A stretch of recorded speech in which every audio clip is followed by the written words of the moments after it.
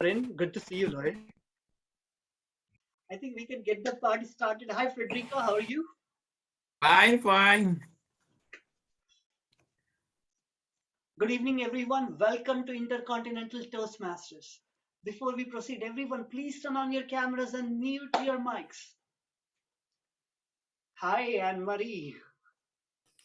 Let me Hey. introduce our vivacious Toastmaster for today. Shraddha, it's all you. Thank you so much, Abhijit.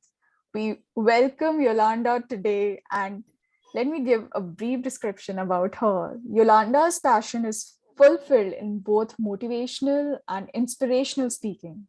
She has spoken internationally before audiences in the thousands in 8 countries worldwide. She has extensive experience in presentation, facilitation, and training. She also created and presented on topics such as mental health, finding your purpose, improving your Christian walk, effective storytelling, giving effective feedback, building rapport, speaking off the cuff, effective communications, and giving effective presentations. Every time Yolanda steps on any stage presenting her purpose, she wants to inspire, motivate, encourage, and entertain. If she can accomplish that, she is fulfilling her purpose as God intended. We all welcome you, Yolanda. And today her title is Laugh and the Whole World Laughs with You, infusing humor in your speeches and presentations. It's all you, Yolanda. Thank you. I'm going to share my screen. Oh, it's disabled. So I wanted to share. Oh, cool. Ah, I love it. That was quick. Okay, so we're gonna share the screen. This is gonna be so much fun. I'm so excited. I am so excited. All right, so presenting me humorously. Let's talk about engaging with humor. I want to start with the agenda. So this may look like a weird agenda as I go through it, but it's quite by design. Just go with me. We're going to start with Little Miss Muffet. And after that, I'll explain why you got to be the GOAT when it comes to this. And you can do that when you think about how you say it, how you look saying it, and how you engage your audience. Then we will talk about why there are things that you should not do. Very, very important. We'll talk about why we have to add humor in order to make it a more effective presentation. If you're thinking, but listen, speaker lady, I'm not funny. Yeah, I got you. I got you. We're going to talk about that as well. And lastly, we're going to test this whole theory about humor. If you have never heard of Little Miss Muffet, it is a nursery rhyme. Is there anyone that has never heard of Little Miss Muffet? Anybody? Never heard of it before? Thank goodness. So I'm going to assume nobody is saying you've never heard of it before, but if you haven't, you've never heard of mercy. Let me help you. That's why I included it right here. And the nursery rhyme goes, Little Miss Muffet sat on a tuffet, eating her curds and whey. Along came a spider and sat down beside her and frightened Miss Muffet away. First of all, I don't know what curds and whey are. It sounds too much like turds if you think about it. So maybe it should be called curds and throw it away. But this is curds is yogurt. It's yogurt. Absolutely. Thank you. See, I never knew that. I never even looked at, I was afraid to look up curds and whey. Does that sound like, would anybody look up curds? And so I didn't even know that. So thank you very much. Is it delicious though? Is it good? It's good. Now I'm gonna have to go find some curds and whey. If it's in somewhere else, we'll ship it in. But we got a thumbs up. So there was no, so she was eating and a spider scared her away. That lets you know just how frightened Miss Muffet was of spiders. And it helps us both with an intro to humor, and it's the one thing that impacts us the most when we're dealing with public speaking. And that is, she was scared. All of us experience this in some way, shape, or form when we're dealing with speaking. And if we don't think about that now, then it will impact us later on. People are so afraid of public speaking. I'm going to give you a moment to read the fun little comic that I put down there, but that is a true quote. There are some people that are so afraid of public speaking, they fear it more than death. And the comic says, so technically, if you kill the guy who's scheduled to speak, you're doing him a favor. Are we that afraid of public speaking? The answer is yes. It tends to be one of the biggest fears that people experience. But how in the world can we enjoy a presentation and talk about humor in a presentation if we're scared of speaking? So I want to tackle that first. The only thing that you have to fear is fear itself and spiders. I don't like spiders. I don't like them. I get where Miss Muppet was, but let's look at some points when it comes to fear or nerves in public speaking. Number one, it's normal. When I coach, people assume that they are the only ones that are afraid, when that's not the case. Every person, including me, who's been on the world champion stage, I've been in front of the people in the thousands, but I have the same nerves speaking in front of a crowd this size than I do speaking in front of a larger size crowd. So that is completely normal. We're responding to the unknown and the unfamiliar. What are they going to do? Are they going to boo me? Are they going to throw something at me? Is there something in my teeth? Do they like the way I'm dressed? It's just the unknown and the unfamiliar, and that tends to make us nervous naturally. Knowing that, we should expect it, no matter how big or small the audience is. Then we can offset the nerves. There are several things that we can do to offset the nerves. I didn't include them in this presentation. If you would like to know about it, let me know. I'll let you know later on, but there are some things that we can do to offset those nerves. As you see, I can hold my hands up. No nerves here. No nerves. There are things that I do to offset those nerves before I get up to speak. I could totally share it with you guys later on. But once you do that, you can focus on the thing that matters the most. People are there to see you. If you're going to engage with humor, understand that they're there to see you, then you can relax, let your hair down, and have fun when you are preparing to present. Now that we got that out of the way, let's talk about you being the GOAT. GOAT stands for the greatest of all time. That is what you want to do, because in order to deliver effective presentations that have humor in them, you got to do it in a way that is great. That means that your presentation itself needs to start by being great. So let's focus on 3 things that will help us.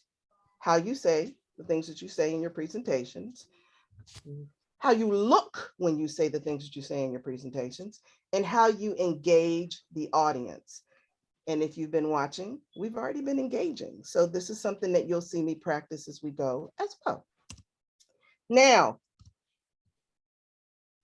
we have to start with organization.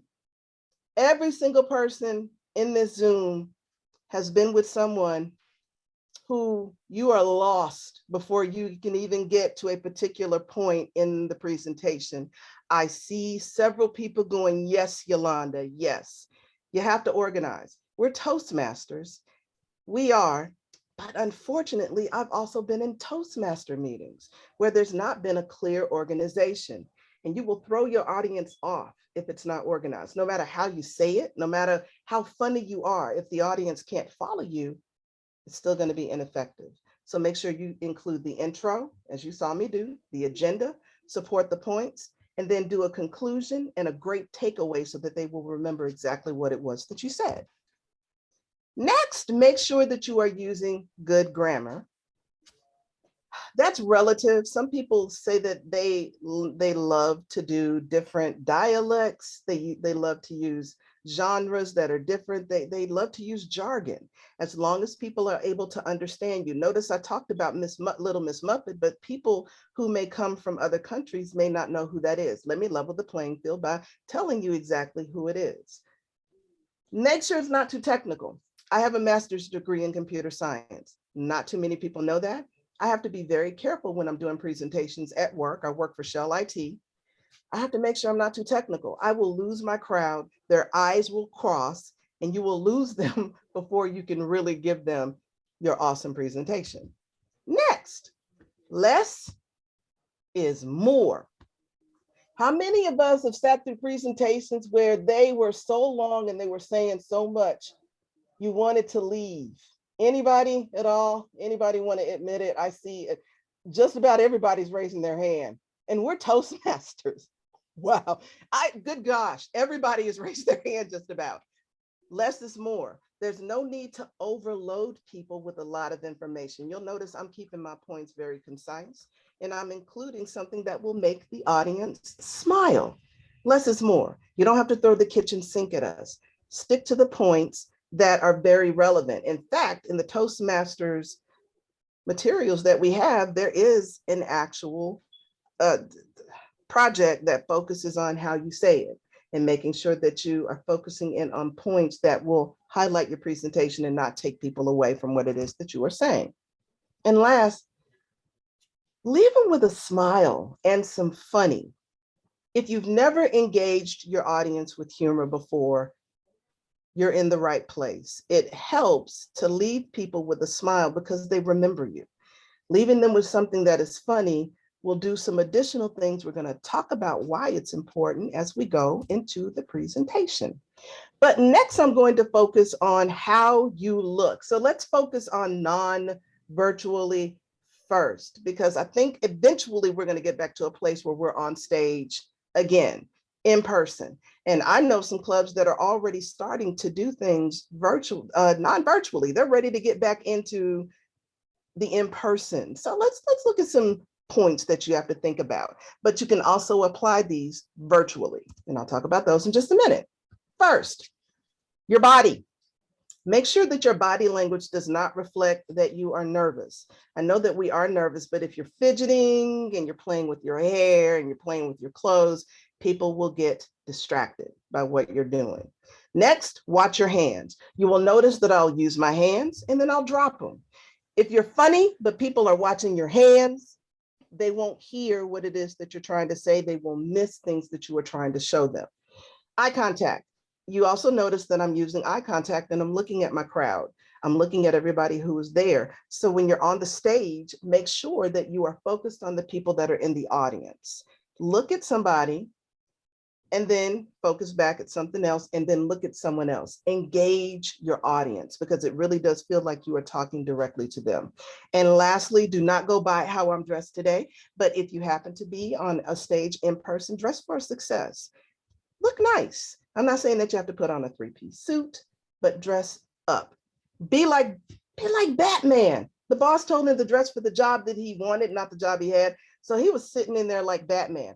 I will admit, I have gone to job interviews dressed in many different ways. I've worked for Shell for 25 years. They're used to that. I always bring humor to the stage. I think it's important to do that, but always dress for what you want. And you really want people to focus on what you're saying and not you. But in this case, I thought Let's Get Weird was perfect for the vibe today.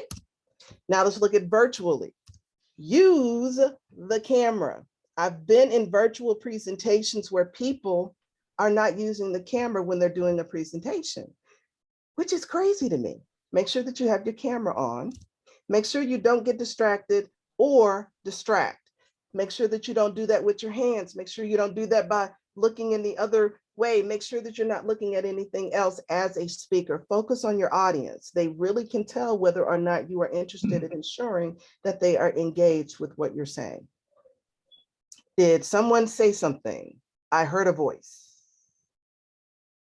Did someone say no? Okay, just making sure. Okay, just making sure.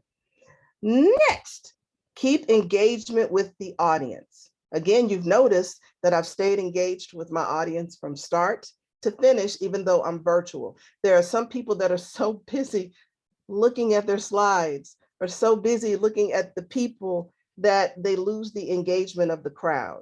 It is as if I'm talking to you guys right here one-on-one. So keep the engagement with the audience. We'll talk about how to do that with humor in just a moment.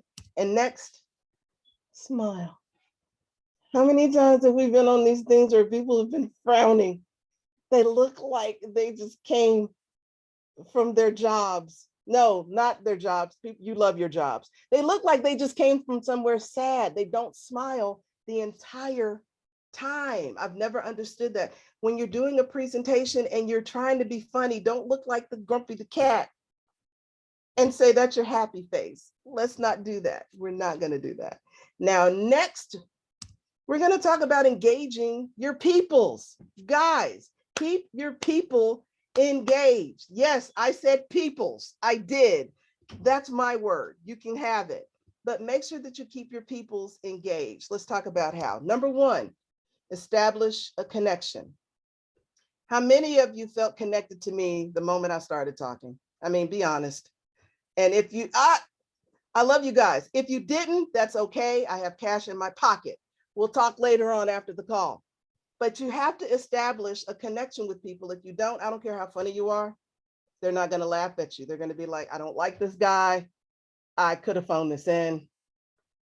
I could be sleeping or in the tub. I don't know what you do when you're relaxing, but what the important is make sure that you establish a connection.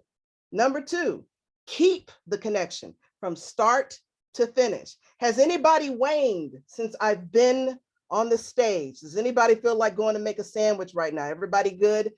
I love you guys engaging. Thank you so much. I see you smiling and nodding, but I do that quite on purpose. If anybody said, you know what, Yolanda, I could go make a sandwich right now. Well, that means I'm not keeping the connection, but you guys said yes. You engage them, but then you keep it. Don't phone it in. Don't start off.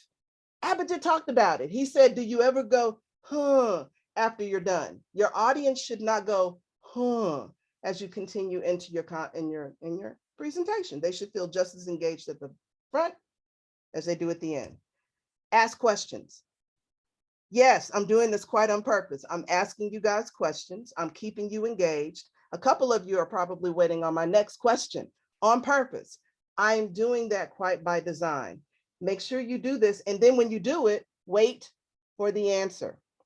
I've been in presentations where they've gone, how many of you have kids? Well, listen, I hate kids. Well, now I don't want to listen to anything else you say. You didn't wait for me to finish. It kind of leaves them cliffhanged and they don't know what to do with their answer. So if you ask the question to keep them engaged, wait for the answer.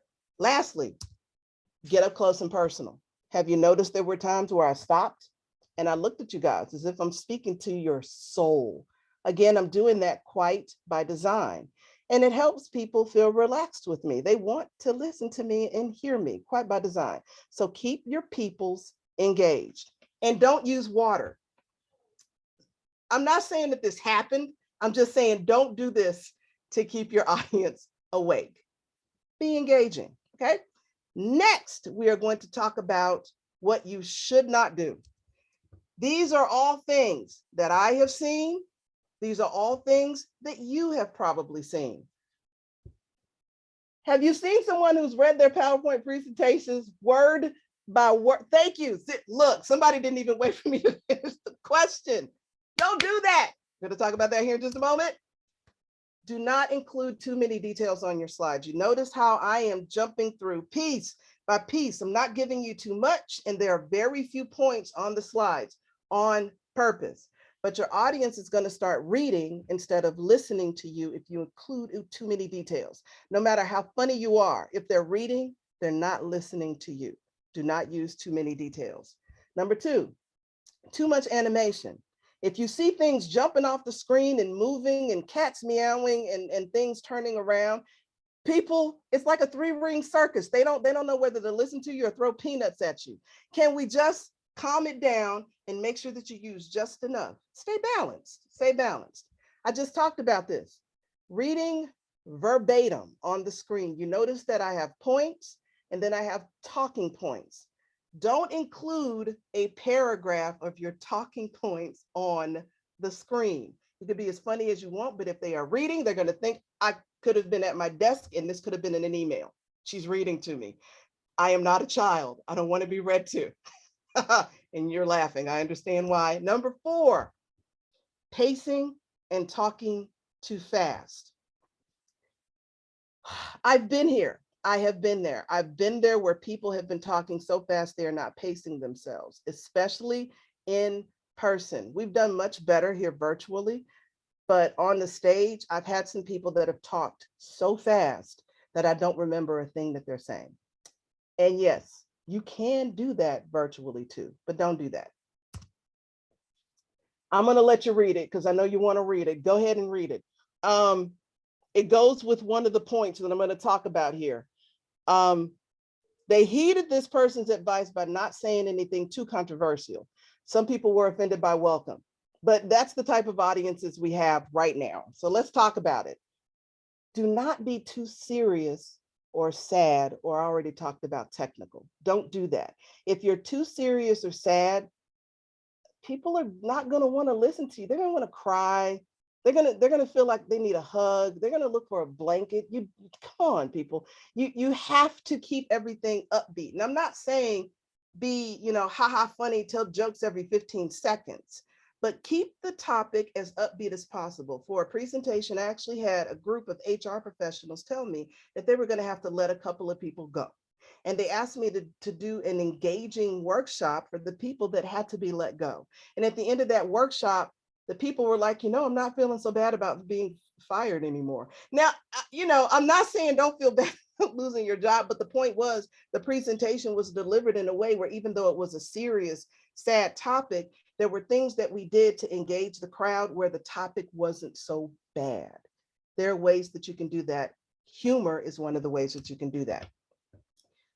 Stay away from politics, religion, violence, and offensive topics. Well, why, Yolanda? I like those. These will divide your audience. And you'll have a group of people that will like you and a group of people that will not like you, a group of people that will be for you and a group of people that will say, I never want to hear her speak again. Just stay away from those topics. And if your topic happens to be on one of these, make sure that you are doing both sides. Keep it balanced. That way you will keep your audience engaged. And lastly, don't walk into a venue cold, whether it's virtual or non-virtual. Don't do that. You noticed I joined early. I felt the crowd. I made sure my stuff was ready. If you walk in cold, you're going to join and then you're going to be like, oh my God, I don't know what I'm doing. Is anybody who's supposed to be doing this for me right now? It's walk into every environment, whether it's virtual or non-virtual, ready to shine, and join early if you can. It'll help. Now that we've talked about that, let's talk about why we need to add humor. Okay. I'll give you a moment to read. I love it when you guys are reading. I can see you reading it. Each one of these is meant to lighten the load. Each one of these is meant to make you smile. And when you smile, there are benefits to it. Let's talk about it. We talked about it earlier, but it engages your audience. It makes them want to listen to what it is that you have to say. Next, I asked you in the middle of it, so I hope you didn't lie to me when you said that you felt connected to me, but it's the best way to bond with your audience and build rapport with your audience through laughter, through humor. That is the universal language. There's some things that laughter does. It's based on science. It releases wonderful chemicals that I can't remember right now because it's late my time and I haven't had coffee. But see, some people know exactly what those are. I love Richard. He's so smart. Say it. Go ahead. Go ahead. What is Endorphins. it? Endorphins. Endorphins. It releases endorphins. Don't you feel better now? It releases endorphins. It makes you feel high. He asked me earlier, I said I was high. That's the type of high that I'm talking about. It makes you feel good. And that's another thing that it does. It not only keeps them engaged, but it keeps you energized. You have energy and you want to listen to the rest of the presentation. And it creates a relaxed atmosphere, okay? You don't have to worry about feeling stressed when you have a little bit of humor. And lastly, it is the most conducive for learning, for listening, and for receiving. Trust me on that. Trust me on that. If people feel good, then they're going to want to listen to what it is that you have to say, and they're much more receptive to what it is that you're saying as well. Now you're thinking, listen, lady, I'm not funny. I mean, you could talk about this funny stuff, but I'm not funny. Yes, you are. Everybody is funny. Let me say it again for the cheap seats. Everybody is funny. I know you may not think that you're funny, but everybody is. Everybody is funny in the shower, and everybody is funny around their friends and family. Because I know some people say, I don't have family and I don't like my friends. Okay, then you're funny in the shower. Everybody is funny in those places. Why? Because there's no judgment or fear about what it is that we're going to do. And if we come to the stage with that same courage to not worry about the judgment and the fear, we'll let our natural personalities out. Just as I was listening to people as we were joining, people were being engaging. They were being lighthearted. People were using humor. It was just an automatic. Now we're going to look at a checklist because some people may still be saying, yeah, none of that resonated. I'm still not funny. You may be thinking it. There are certain things that we can do in order to bring out the funny if you don't think that you're naturally funny, because that's a very real thing. I have coached several people where they keep that same, frowning cat face, and they're just like, I'm not funny. I'm not funny. My wife, says I'm funny, but that's only when I'm cooking. And I'm like, that was funny. What are you doing? That was funny. And he was like, that was funny, wasn't it? Everybody has that in them somewhere. It's just a matter of tapping into it. So let's look at how we do that. Find some funny. Guess what? Google. There's some beautiful things out there. Google funny intros to my presentation. Google funny pictures that I can use in my presentation. Google humorous memes. Google. It's out there. Everything that you've seen, I've gotten using Google or using past presentations that I had. It's out there. And if you can't find any, create some. I encourage everyone to practice creating some funny. You notice when Abhijit was talking about standing on his head, I created funny. Y'all didn't ask me to be funny then. I just created some. I was like, I'm allergic to exercise. The only time I run is when something is chasing me, or when I'm running through scripture. Everybody is funny. Find some funny, create some funny, tell a joke. Everybody knows a joke. It doesn't have to be a serious joke, but in using that in your presentations and in your speeches, again, it just breaks the monotony and people automatically become engaged to you. And consider both the visual and the auditory people in the audience. So you notice I've shown pictures, but I've also spoken things that were funny as well, because some people are visual learners, some people are auditory learners. Make sure you cover both of those people in your crowd. Now, we're going to test the theory. Let's test it. Let's go around the room. We will start with Abhijit. Abhijit, how you doing? Good, very good. Good, great. So let me ask you a question. Did you feel engaged with humor? Very much so. Very much so? Yeah. Is there anything that you would have changed when you were listening at all? I mean, be honest, you can be honest. I was thinking, but it was so important to listen to each and every word you are saying. See, okay, so you were engaged and you couldn't even look away. It was like a train coming. You're like, I know I should move. Yeah. Okay, so good. Let me turn off the humor for a minute. Go ahead. There's a pasta cooking in next door. I was smelling it, but I don't feel like eating because I'm listening to you. I love it. I'm a steak. Okay, this is perfect. I love the way you think. Thank you very much, Abhijit. Let's go to Dean. Hey, Hello. Dean, how you doing? I'm doing fine. Good. Did you feel engaged with humor today? Yes, especially like when you move up your head. I do that all the time because I have to look closely. So I guess next time I'll tell people I'm trying to engage you. So when they say I look too closely at the screen. I love that. And he's using it right now. I love it. Do you consider yourself a funny person, Dean? Yes. Yes. I love it. Do you notice he did not he cracked a small smile when he said it? Like, I know I'm funny. He's like the guy on the previous slide where I was like, yes, I know I'm funny. Don't even. I love it, Dean. I absolutely love it. Thank you so much, Dean. And now we're going to go to, now I see you, Miss Nayak. How do you pronounce your first name, ma'am? She's the Toastmaster today. Yeah, it's Shraddha. Shadra? Yes. Did I say that right? Yeah. I feel so special saying it. Like there should be a crown that appears. I love that. So how was it for you? Would you be motivated now to maybe throw in some humor as you present now? How do you feel right I, now? I am definitely motivated to, to go out there and say a few jokes and I, be a little humorous. Thank you. Thank you. So guys, if there's anybody else that would like to provide some feedback, I'm going to wait a moment and see if someone raises their hand. If there's anybody that would love to give me some feedback, I will give you an opportunity to raise your hand.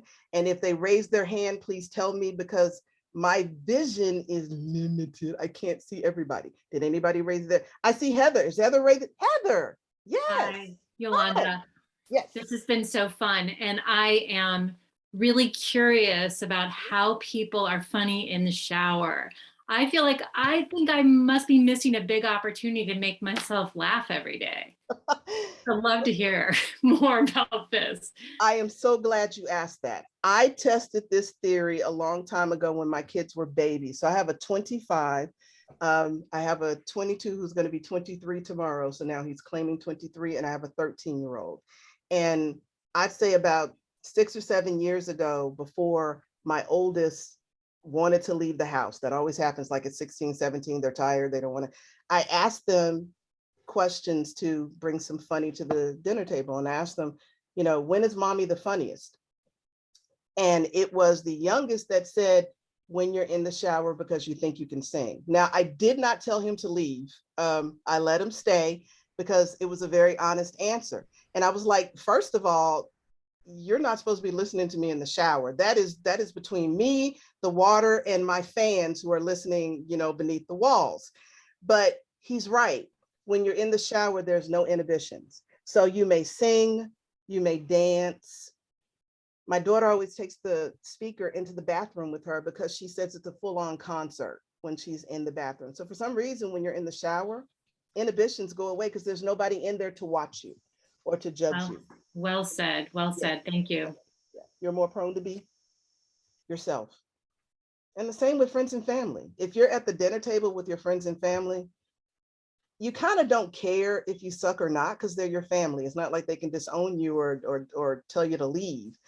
So you're honest with your family. You're open with your family. Kennedy, I see your hand.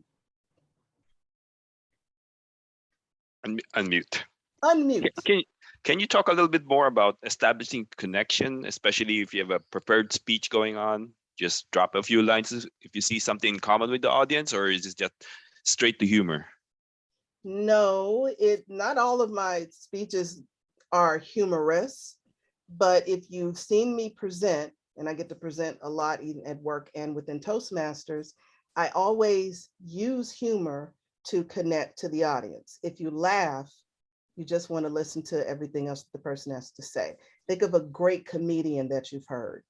You'll sit through a set from a great comedian for an hour, just listening to them talk. Is that the start where you're establishing a connection? Because I thought that was more of keeping the connection. Did you notice that when I first came into the meeting, I was already talking to people? I was already engaging with people. I was already asking questions. Okay. The engagement comes when you build rapport with your audience and they don't feel so much like a stranger to you. If you have an opportunity to join a little early, it's nice if you're doing it within your club because they already know you. Don't feel bad about pointing somebody out that you know in the audience, just like I did. I didn't know anybody here except for Abhijit, who I've just talked to via email and text. But I'm talking to people like I've known them my whole life. And they probably feel like, raise your hand if you would go out to dinner with me right now. If I said, let's go out to dinner, let's go have, look, these people don't know me. They don't know me. That is just from me building rapport. And that was before I started with humor. So you have to establish the connection by allowing the audience to know who you are, because that helps them drop their guard. They don't have to be defensive. They don't have to wonder whether or not you're about to lead them off a cliff. That's what it's about. It's about leveling that playing field so they will trust what it is that you're about to get ready to say. Okay. Now, the engagement for each speaker tends to be different. If you looked at, and I'm going to butcher his name, but he won the world champion of public speaking in 2014. I don't know what it is about. I don't, oh my gosh, I'm going to butcher his title. Oh man, I'm going to butcher his title, but he had the little flower Oh, yeah, you're Dhananjay, talking about, Dhananjay. I know who you're talking about, the Dhananjay. guy from Sri Lanka. Yes. Sri Lanka. Right, I right. don't know what it is, but I see something in you, but I don't know what it is. That's what it was. I see something in you, Mhm. but I Yes. don't know what it is. He engaged his audience straight up from a story. So that's something that I talk about in another presentation. This wasn't on giving effective presentations, but there's another actual presentation that I do on how to do effective presentations. And I really get into how to engage your audience. You can do it through stories. You can do it through humor. You can do it through jokes. You can do it through facts. You can do it through quotes. So it's something to make that initial connection with the audience. Stories is something that a lot of people use. They use quotes. So if you've seen these and you think to yourself, man, I just want to listen to everything else that they want to say, that means that they are kicking off that engagement pretty quickly. Okay, so it seems like there's different strategies, but I got it. Absolutely different strategies. Yes, Raju, did I say your name right? That's correct, Yolanda. Thank Thank you very much. Thank you You're so much. Yolanda, I've written 5 books. The first one was called The Heart of Public Speaking in the year 2005. Mhm. The second one was called The Heart of Humor in 2008. Ooh. And then I wrote The Heart of Storytelling in 2014. Wow. I want to tell you this, that in the last 15 minutes, you kind of butchered them all. And throughout this last 15 minutes, I've been wanting to go to the boys' room. And you didn't just engage me. I think you held me by the scruff of my neck. Oh my. And I still can't go. So if you allow me, I'd like to take a 2-minute boys' room break. Absolutely. It's a beautiful scruff. You may go, please take a seat. Please. Thank you. I'll be back. Thank Fun. you for entertaining me with your scruff. Yeah, okay. If somebody else, Anne Marie, I apologize if I'm missing I see Anne Marie. If somebody else is raising their hand, please let me know after Anne Marie. But Anne Marie, yes, ma'am. You know, the good thing about your delivery is you have a funny face. I love your face. And there's some people who just look funny when they come on stage.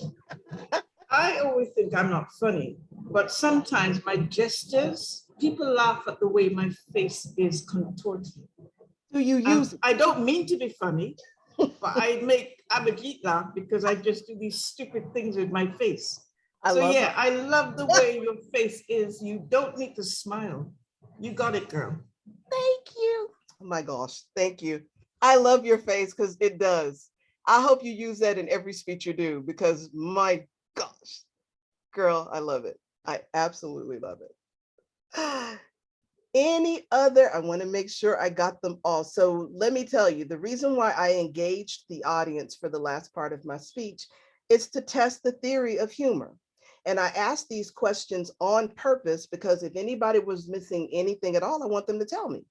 But everybody here wants to go out to dinner with me. It would have been my treat, by the way. I wouldn't have made you pay. But everybody wanted to go out to dinner with me. So you see the engagement, you see how I use the humor throughout. It was either through pictures or through what I said. You saw that my presentation from beginning to end was organized so that nobody was lost. There was an intro, there was the agenda, covered my points, and now I'm through to testing the theory. If you want to do this with every single one of your presentations, it's completely up to you. I don't do this level of it every single time. I just had an opportunity to do it today because it was a longer slot that I had.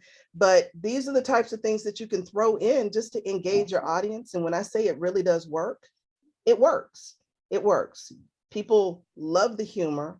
And again, it doesn't have to be throughout. There have been some presentations where I've only had it in a couple of places, again, just to break up the monotony of my presentations. And I've spoken, I'm a D&I trainer for my company, so I get to speak on a wide variety of topics. And they have given us a presentation that we have to use. I engage the audience with humor without pictures. And I have to do the exact same thing because it's a 90-minute presentation that I'm giving. I have to keep my audience engaged and I have to make sure that they learn. When they've been presentations, when people have come to me where they said they've had to do sad ones, they have to keep them engaged. They have to keep them engaged. There was a time when a company was like, we're going to have to reduce our pay. COVID is hit. We got to keep them, but we're going to have to cut pay. And they wanted me to come in and do that presentation. I was in front of a group of people that were about to lose money. It was not as scary as I thought it would be, but it was because we kept it lighthearted. We told jokes. I told them to give me I used this word, give me your stupidest joke. You heard this joke and you went, if I had an egg, I would throw it. And we ended up laughing at about 20 the goofiest jokes I've ever heard in my life. But by the time we got to the third or fourth goofy joke, people were laughing at nonsense. Like if God is in the clouds, why aren't his feet hanging down? I mean, it was the goofy stuff that they were saying. And I'm like, that was but we were laughing. And then we got to the, it's a tough time for the company. They're gonna have to, reduce some pay. But here's the thing, COVID is not gonna last always. And there's always something to laugh at. You're breathing. And if you laughed today, that means you're alive. We have to count the things that we need to be grateful for. We can focus on the things that we are upset about, but why not focus on the good things? And they have already been able to raise people's pay back up. That was 2 years ago. But it was that was one of the hardest ones for me that I had to do, but it still went well because we walked out laughing. They did take me, a couple of, good guys, it was like 50 people. And I got taken to lunch by about 30 of them, no lie. And I couldn't do lunch. We did virtual lunches because it was COVID. But yeah, it really does help. It really, really does help. I saw it flashed. If anybody else would like to say anything, just come off and mute. It's a free for all. We're done with the presentation, so we can have fun now. Yes, Roger. May I just, Thank you. I missed the part, but to talk about humor and to add to the answer that you gave to Kennedy, his question was, when do you add humor, at the beginning, in the middle, or at the end? My response to Kennedy is that, Kennedy, you can add humor just the way you drink water during lunch or dinner. How often do you drink it? When do you drink it? Before, during, or after? You drink it every time you feel the need to drink water. So when you're playing with your audience, when you're working with your audience and you feel that you're losing them, you feel that they're slipping away or they are not swallowing what you are feeding them, that's the time to put in humor. That's the time to throw in humor. So that just supports what Yolanda said about humor. I hope that helps, Kennedy. Thank you. They got the thumbs up there too. I love it. I love it.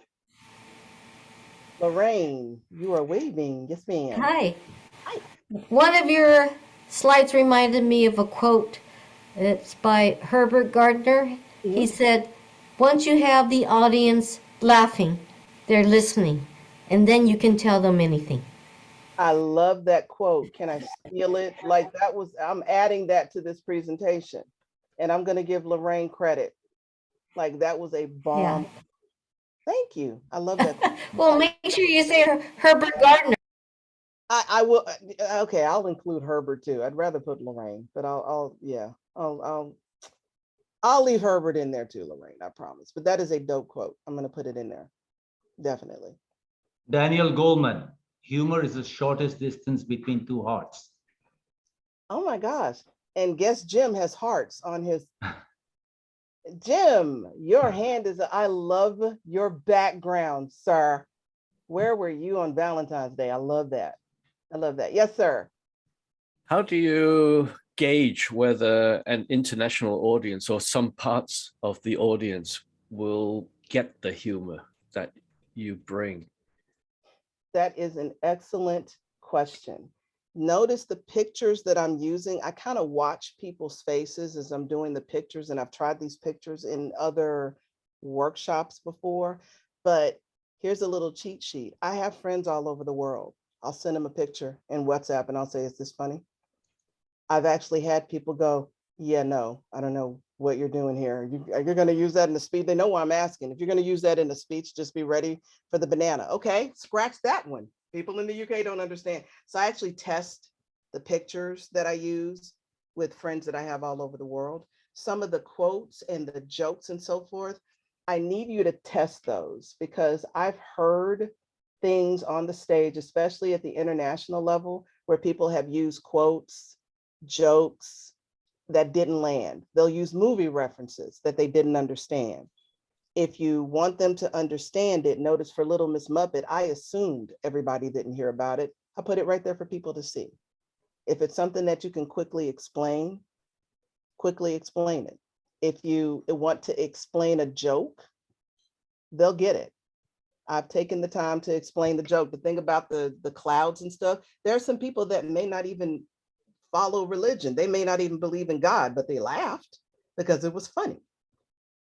So yeah, test it just to make sure that everybody will understand it. If you have some friends, and you do, that are international, test it with them. Ask them, run it by them.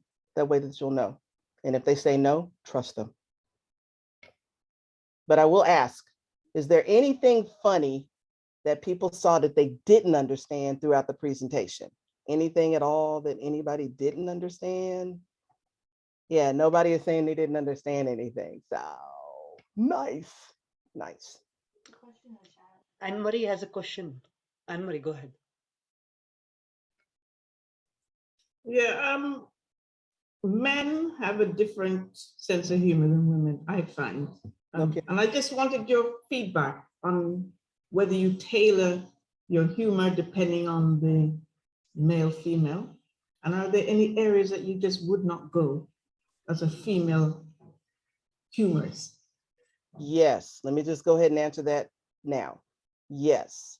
And there are some jokes that if it's and I get to do conferences. I'm a Christian, so I get to do a lot of women's conferences.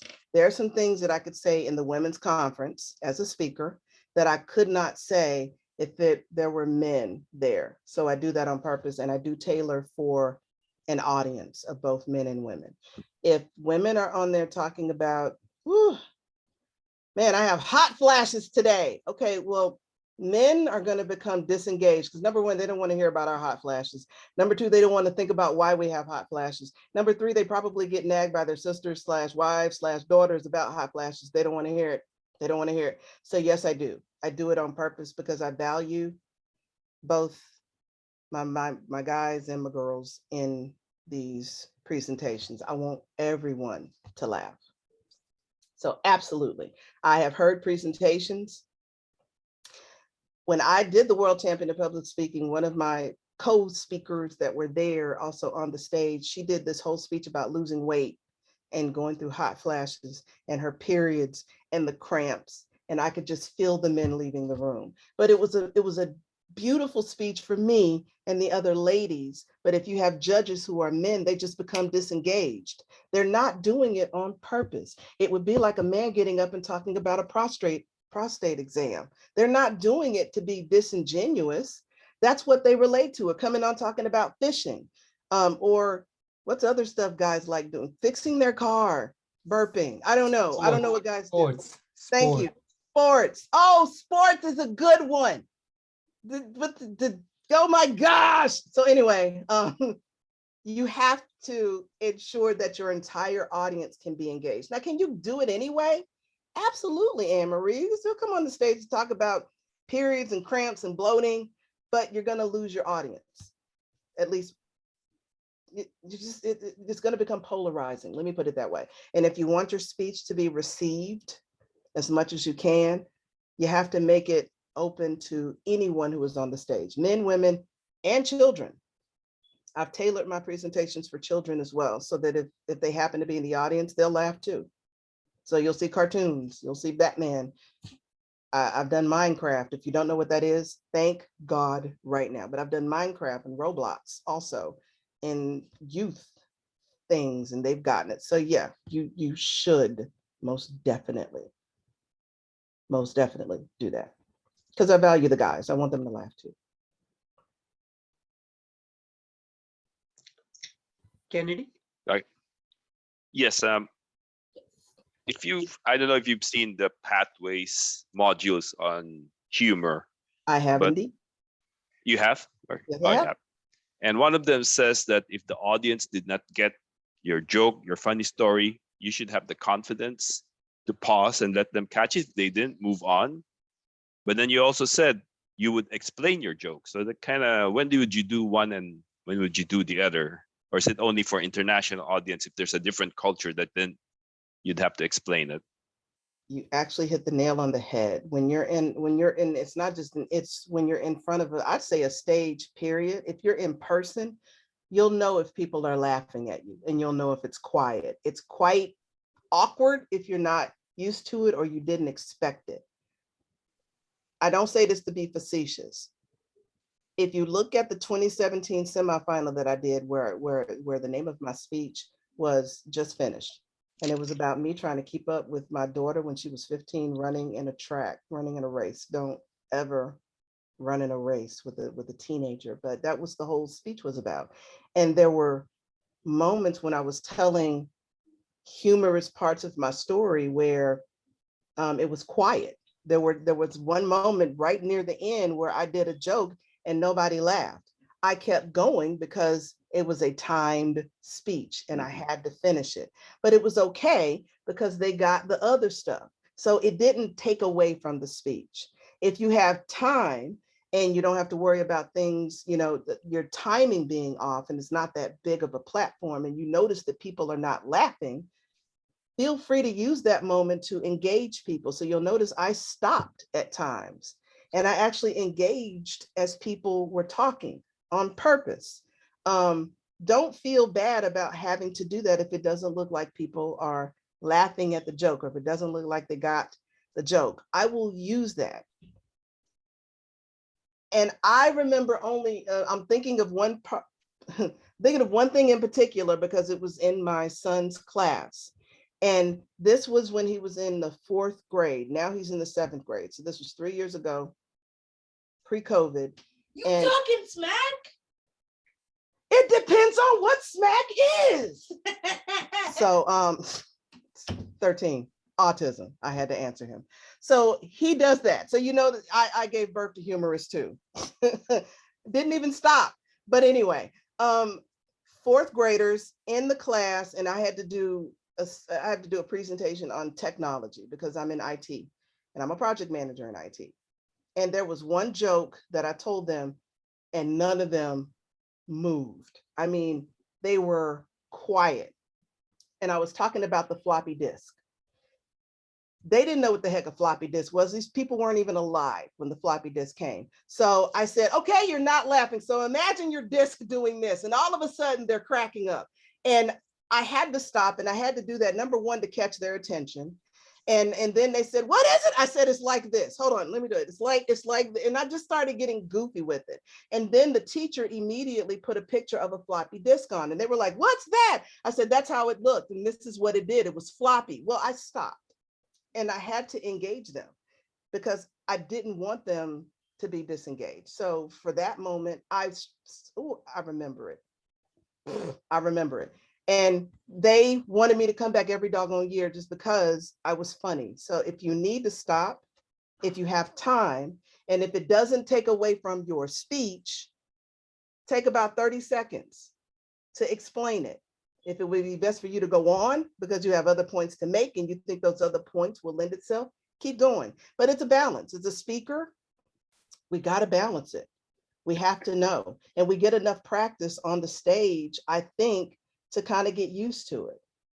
So I didn't have a whole lot of notes for today. I've just been kind of going based upon kind of the feel of the crowd.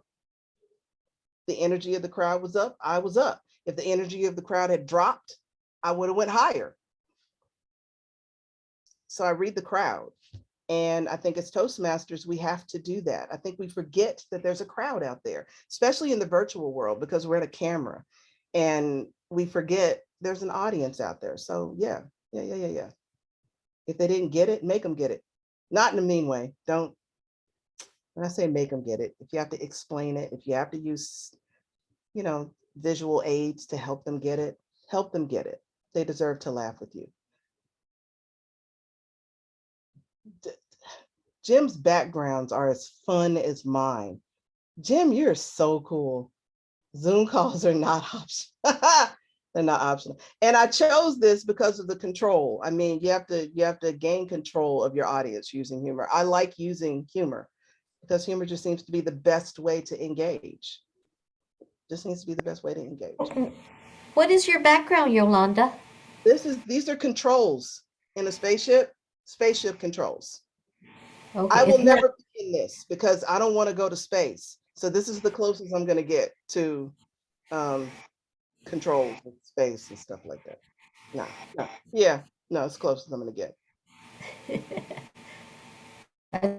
That was a special ship or something. It is the space shuttle. It is the space shuttle. I looked it up. It is the space shuttle. This is what they see. If anybody knows what any of these do, I'll wait. I just thought it was cool. My 13-year-old picked it out. Lots of coffee makers. Yeah, push buttons. Lots of coffee makers. He loved it. And he was like, Cappuccino. that's what I want you to do. And I was like, looks funny to me. Let's do it. Let's do it. Nobody probably even noticed it. I don't know, but I have about 50 different. So I do also match my background to what it is I'm going to talk about on purpose, because it gives another visual into my speeches. So I have a ton of different backgrounds for the presentations that I do. And I switch them. Because it gives people stuff to look at. And it's fun. Yolanda, I have one question for you. Yes. How do you work on your delivery? Because humor is something I feel is the delivery matters. Like when I've seen you in action at Lindy McLean's show, the way you are delivering, you took the energy high, low. How do you practice that? If you've done speeches, your speeches are exactly the same. You really do need to take the audience on a roller coaster ride to keep them engaged. If you're on a roller coaster, there's dips, there's twists, there's turns, there's unexpected moments. And presentations make it easy to do that because you can pop out all sorts of things that people may not be expecting. So you do it intently. You purposefully write your material either as a speech or a presentation that will lend itself to those up and down moments. And we all have Zoom, obviously. Get on Zoom and record yourself. Record yourself in a empty Zoom call. That's how I practice. I will literally record about 10 to 15 minutes of longer presentations. I will record whole 5 to 7 minute speeches, and then I watch myself and I adjust. So I practice. I practice before this. If I have time to practice it before an audience, I'll practice it before an audience. I've practiced it before my kids. I've practiced it before friends on Zoom calls. I'd say, hey, do you have 10 minutes to just listen to this? Let me know how this looks. Does this look crazy? Did you hear what I said? How was the presentation? So practice it. Ask people to watch you, record yourself on a Zoom call, and just watch yourself, and you adjust. And if it looks good from there, go for it, but practice. Please do not think I step up on the stage without practice. Very important.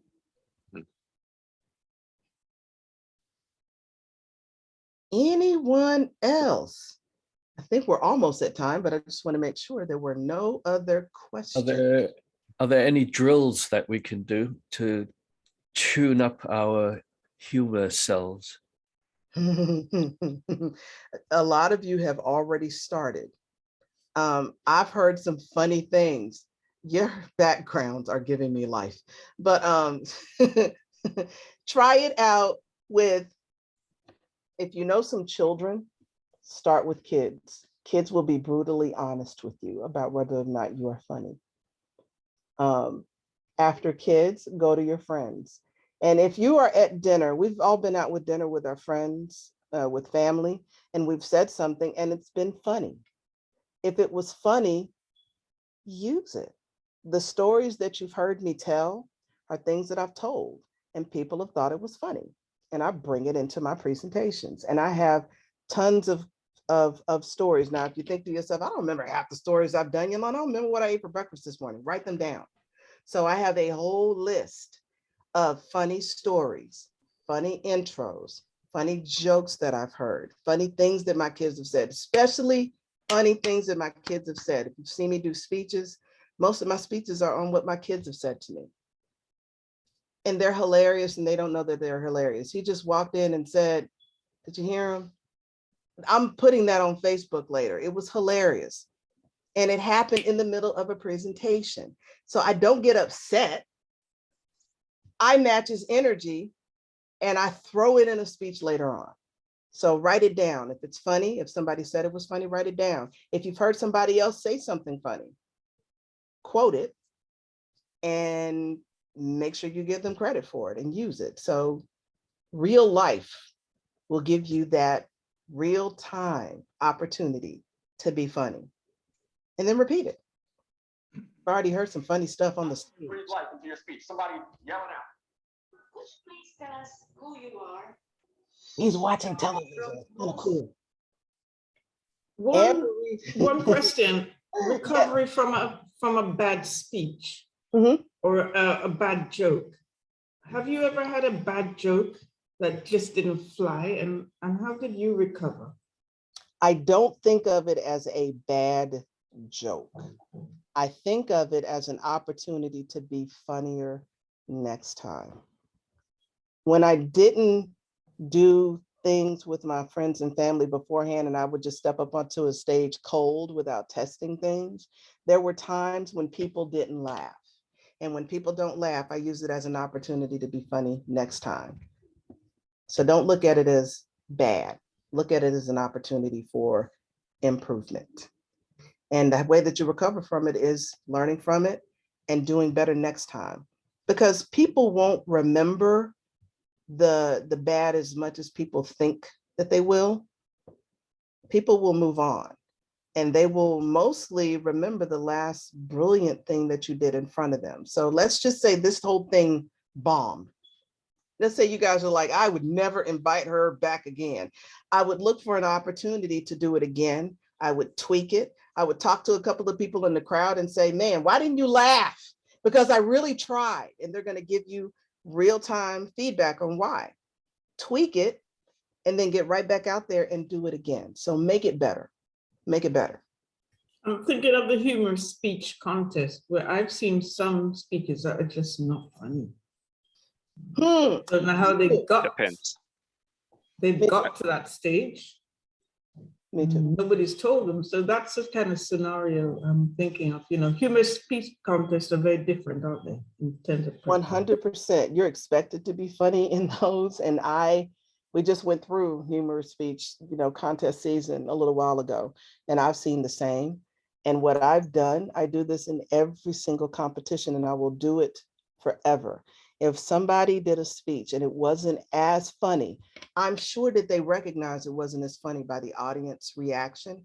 I'll sit them aside and I will say, hey, listen, if you want to talk about what would make that speech that you just did funnier, let's talk about it. And I'll give them some tips. I'll ask them where they were when they did that speech. One person actually did, if you watch the 2017 World Champion of Public Speaking, you will see a guy that talked about funeral homes. He worked in a funeral home. Some people thought it was funny. Some people thought it was creepy. Some people were like, who let this speech on the stage? Not everybody got it. Oh my gosh, it was talking about dead bodies and it was just not, it was a thing. You'll see it, go look at it, I promise you. And some people were like, that was not funny. It was not funny at all. But he didn't let that stop him. What he did was he took that speech. We all stayed connected. He did that speech again. And he did it differently. He did it in a way where it was more engaging with the crowd. He still talked about his job as a funeral director, but he tweaked it. So he didn't let it stop him. So if you see someone on a stage and it was horrible, talk to them. We're Toastmasters. We're supposed to give effective feedback, right? That's what we do through an evaluation. Give them an evaluation, help them become a stronger, better speaker. Give them, hey, listen, if you had tweaked this a little bit, it may have been a little bit funny. I've done that. I've ended up coaching people in contests just from stopping people like that. So now I get called during the humorous speech contest where people want to know, Yolanda, tell me if this is funny, please. So yeah, that is what you do. Tell them. Because they may be feeling like you just said. They may be like, oh my gosh, I will never get up on the stage again. And I never want a brilliant, engaging speaker to not get back up there on the stage because of one bad moment on the stage. Raju. Yeah, Yolanda, thank you very much. These are really brilliant tips, and I love every one of them. I'm a very crazy fan of Craig Valentine. Me too. I'm assuming you know him, and he's from the 90s. Cool dude. Can you talk a little bit about his specific style of humor and how he keeps the audience so extremely engaged? What does he do differently than most of us, than the rest of us? He uses, if you notice, he uses his own personal style, and he doesn't veer away from that. So he's a very dynamic speaker. He has quite a large personality. He uses his personality as his humorous crutch, so to speak, and that's a good thing. And because he has such a large personality, he's naturally funny. I have a large personality. When I step up on the stage, it's natural. So for him, it's also natural. For Jim Key, if you saw Jim Key, one of my favorite. I did. That's my dude, that's my mentor, we're friends. He's quite naturally funny. So when he's on stage, he had to pull back on his naturally wanting to always be funny, but he's naturally funny. So they are both naturally engaging, funny speakers, where Darren LaCroix is kind of not so in your face funny, but he'll drop a funny joke or something, not, say anything and keep going. His is a little bit more of a reserved humor. Each one has their own style, but each one of them are very, very effective in the way that they deliver humor. And they always engage with some level of humor throughout their presentations, no matter what they do. It's an automatic. I was there for all 3 times that Jim Key went up on stage, on the world stage. I was there for Darren LaCroix. And Dhananjay, the champion of 2015, correct. He claimed that he got lucky. That was his one and only contest piece, and he got lucky. But I feel that Dhananjay, after he won in his district, he moved to the US, and he was trained by either Ed Tate or by Mark Brown or by Craig Valentine, because his style, the one that says, there's something about me that I don't know what it is, I think that was really influenced by one of these speakers, either Craig or probably Mark Brown. So what are your thoughts about, you said you were mentored by Jim Key. Did you I was that? mentored by quite a few of them. Mark Brown, Jim Key, there were quite a few.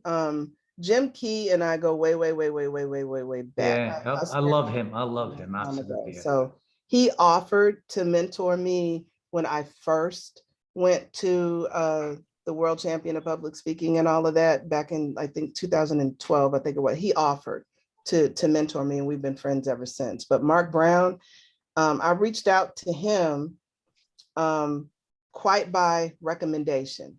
Darren LaCroix was like, I would love to help you, but my plate is full. Go ask my buddy, Mark Brown. That is when I met Mark Brown. And Mark Brown, my gosh. So he is one of the people that have that under the table type of humor. You laugh and you don't want to, because he between his accent, he has dry humor, but he's hilarious if you watch his speeches.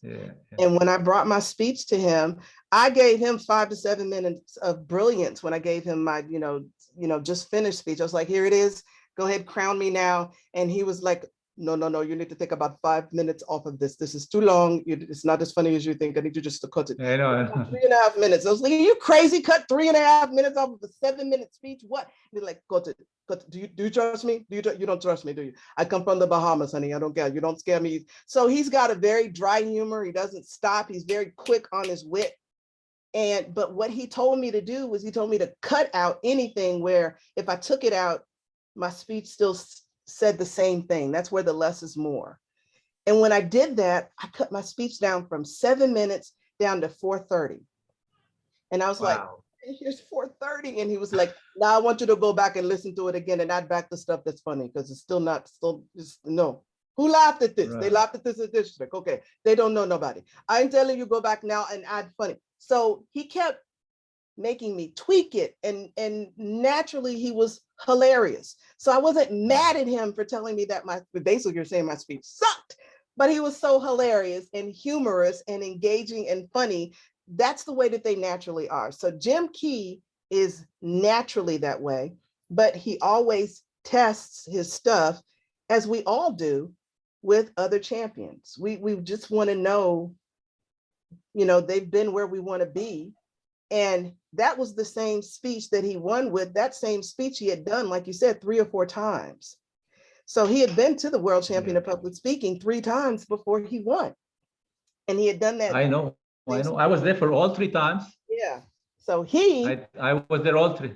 I cried and cheered for him. And when Darren LaCroix won that year, when Jim Key was runner-up, and Darren was overtime by 30 seconds. I know. I went up to the timers. I said, "How did that happen?" And they go, "Well, it was a fault of the timers." So that's how he won. But he was past 8 minutes. I was there clocking him all the time. They do that. That means it's a great speech. And I've had that happen in television before a couple of times where they forgot to time me. But you should applaud yourself if they forget to time you, because that means you are given a speech and they're not looking at the timing. So he gave a great speech, a very great speech. Yeah.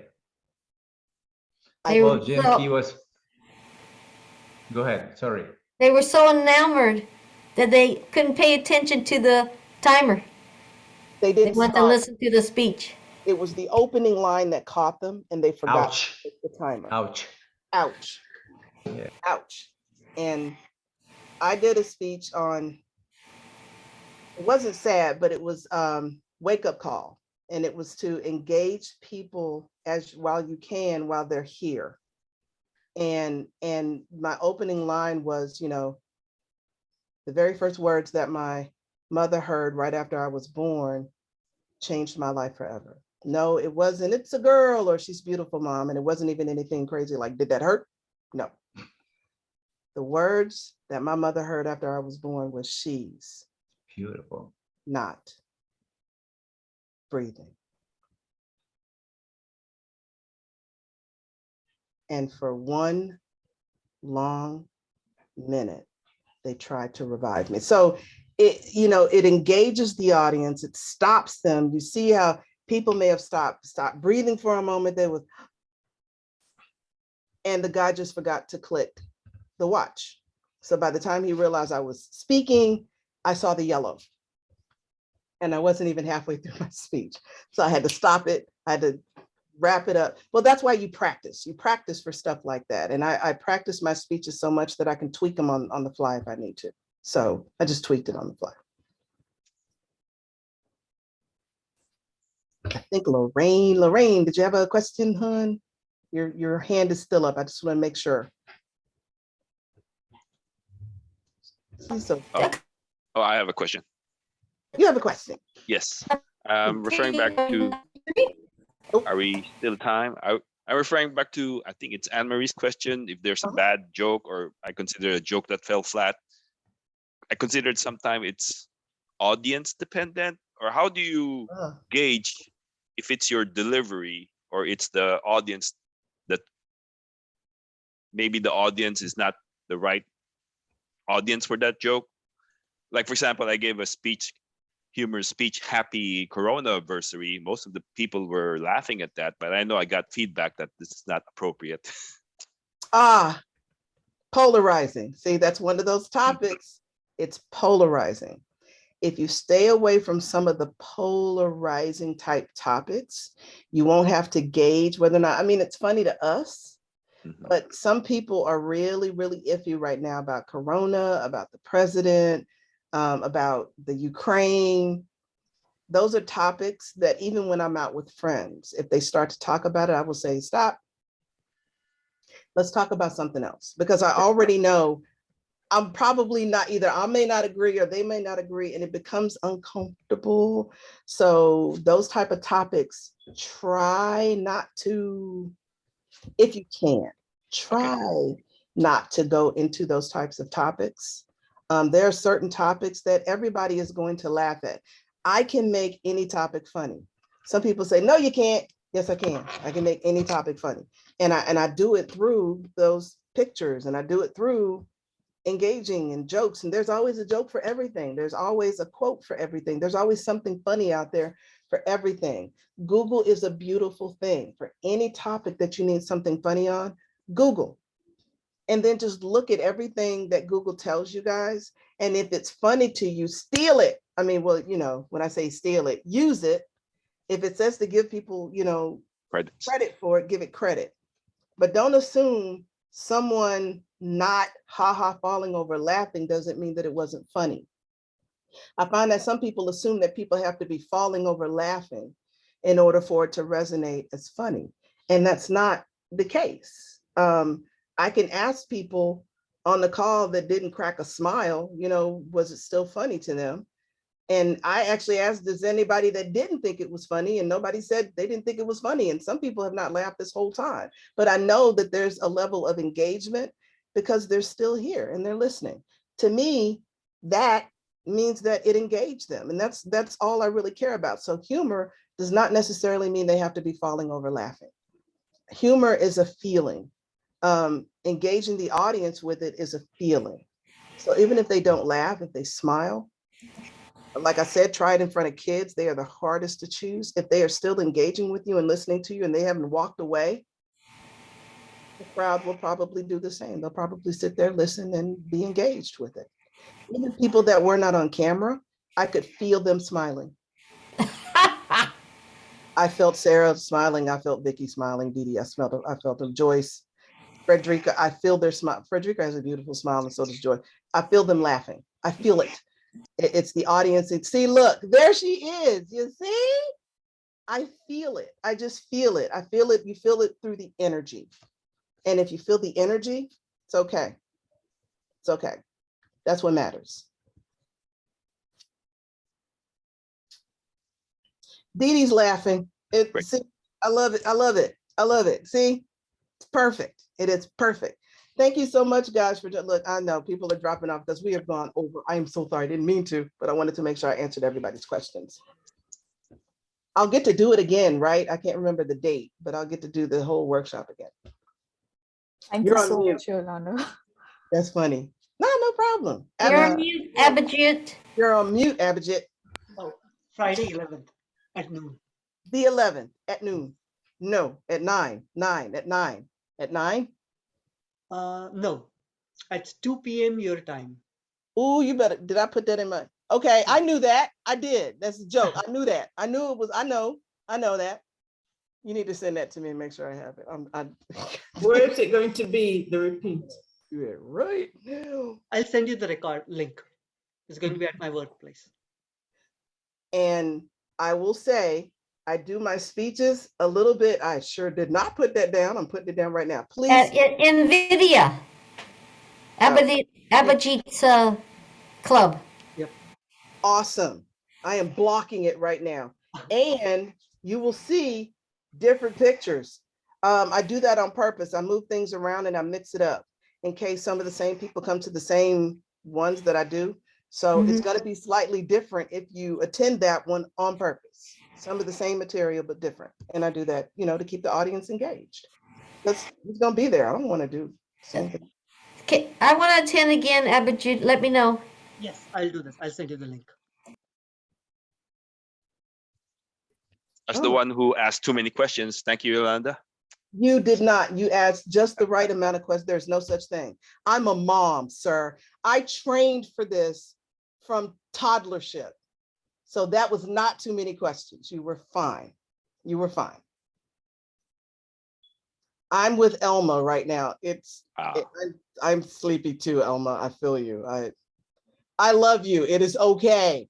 No, that just means it was so good at the beginning. You need caffeine now. I get it. I love it. It's almost 12 o'clock. Yeah. I know.